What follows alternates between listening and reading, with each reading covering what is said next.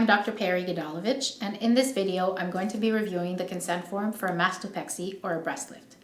A mastopexy or a breast lift is a day surgery performed under general anesthesia that takes about an hour to an hour and a half to perform. The risks of general anesthesia today are less than driving in a car, but include deep vein thrombosis in the legs, which is why we give you compression socks to wear, and nausea and vomiting, for which we have prescribed you some medication. You can also have a little soreness in the throat, which is related to the tube that we use during the general anesthesia, and so you can prepare some cough drops at home to help with that. In terms of recovery from breast lift or mastopexy, it is not a very painful surgery, and the majority of the pain is in the first 2 days, for which you have been prescribed anti-pain medication. Most commonly, the one we use is Dilaudid, in addition to extra strength Tylenol. The scars for breast lift are around the nipple areola complex, a vertical scar, and a horizontal scar. So the risks and complications of the surgery include a bleeding, which is extremely rare, less than 1%. And if it happens, one breast will be a lot larger, firmer, more painful than the other side, and quite purplish to the eye. If you're worried about this, call the emergency line. Usually that would happen in the first 24 hours, but again, it is quite rare.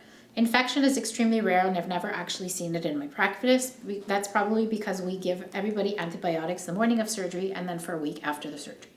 Often what people will describe as an infection is actually a healing delay, and where the two incisions meet at the junction of the T incision, the humidity and the weight of the breast can cause a little bit of opening up.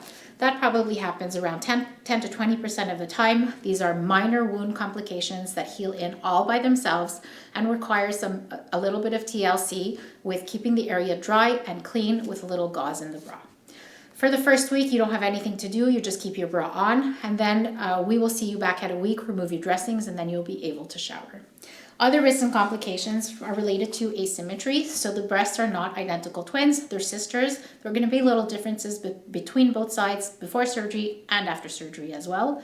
Even if we do our best to give you the most symmetrical result, there will still be differences after the surgery.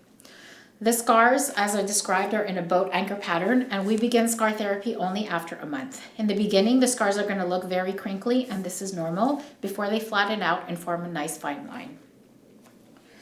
It is rare to have something called fat necrosis, but it is possible. This is areas inside the breast that don't like the repositioning of the breast and can feel firm to the touch. For patients close to the age of 40, this is the reason we get a mammogram before surgery, so that we don't have to worry about any of those areas after the surgery.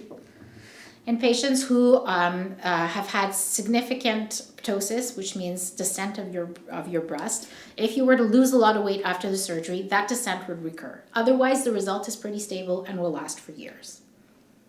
Nipple necrosis is a risk with any breast surgery, and it is extremely rare. I've seen it once in my practice in a very complex case. A straightforward mastopexy is not at risk of having this. Nipple sensation is something that can change after surgery, but it is temporary. For the most part, this will return to normal between 6 months and a year, and massaging the area is the best way to bring the sensation back to the nipples, or alternatively, if they are too sensitive, to decrease the sensation to the nipples. Having a little bit of swelling after the surgery is normal, and you might even hear a little swishing in the breast, which is completely normal and nothing to be worried about.